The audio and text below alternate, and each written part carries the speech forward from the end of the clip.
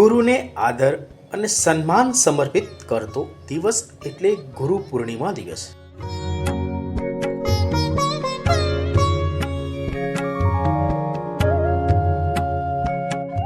મહાભારત, બ્રહ્મસૂત્ર, શ્રીમદ ભગવદ્ ગીતા, મીમાંસા અને વેદોના રચિતા મહર્ષિ કૃષ્ણ દ્વિપાયન વેદવ્યાસનો જન્મદિવસ.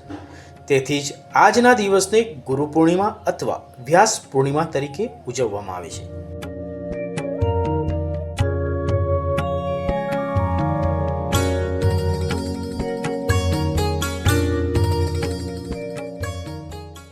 હિન્દુ ધર્મમાં પૂર્ણિમા તિથિને ખૂબ મહત્વ આપવામાં આવ્યું છે.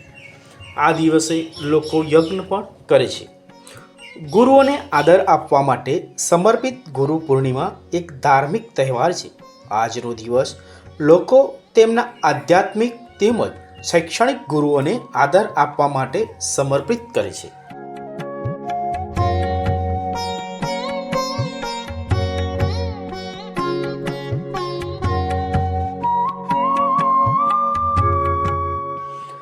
માત્ર એટલું જ નહીં, પરંતુ પોતાના જીવન એ વ્યક્તિ ગુરુ તરીકે તમને સાચી દિશા બતાવવામાં મદદ કરે એ તમામ વ્યક્તિઓને આજનો દિવસ સમર્પિત છે. આ દિવસે હિન્દુ, જૈન, બૌદ્ધો દ્વારા ભારત, નેપાળ અને ભૂતાનમાં તહેવાર તરીકે ઉજવવામાં આવે છે.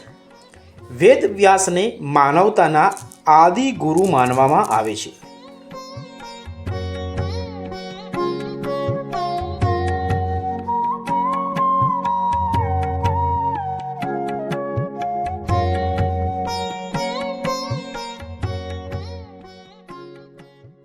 મહર્ષિ વેદવ્યાસને માનવતા આદિ ગુરુ પ્રથમ ગુરુ માનવામાં આવે છે. તેમજ વેદોનું જ્ઞાન સરળ ભાષામાં આપવાનો પ્રયાસ કરેલો હતો. ગૌતમ બુદ્ધે ઉત્તર પ્રદેશના સારનાથમાં પ્રથમ ધાર્મિક ઉપદેશ આ જ દિવસે આપ્યો હતો. જીવનમાં ગુરુના સત્સંગથી જ્ઞાનનું પ્રકાશ, મૂલ્યોનું સિંચન, માર્ગદર્શન, પ્રેરણા થકી જીવન ઉત્તમ બને છે. જેથી જીવનમાં ગુરુનું શ્રેષ્ઠ સ્થાન છે.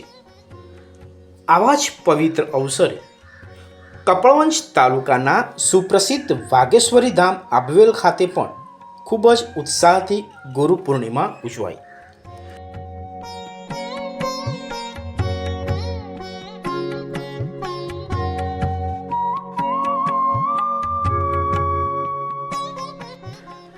અહીં રાઘવદાસજી મહારાજ અને મોહનદાસ મહારાજના હજારો અનુયાયીઓએ ખૂબ ભાવથી ગુરુવંદના અને પૂજન કરી ધન્યતા અનુભવી હતી. ભક્તિના સૂર સાથે ભજનોએ પણ ભક્તોના મન મોહી લીધા હતા. તેમજ રમણીય અને ભક્તિમય વાતાવરણની વચ્ચે ભક્તોએ મહાપ્રસાદીનો લાભ પણ લીધો હતો. કપડવંજથી જયદીપ દરજી સાથે જોતા રહો સત્ય વિચાર ન્યૂઝ.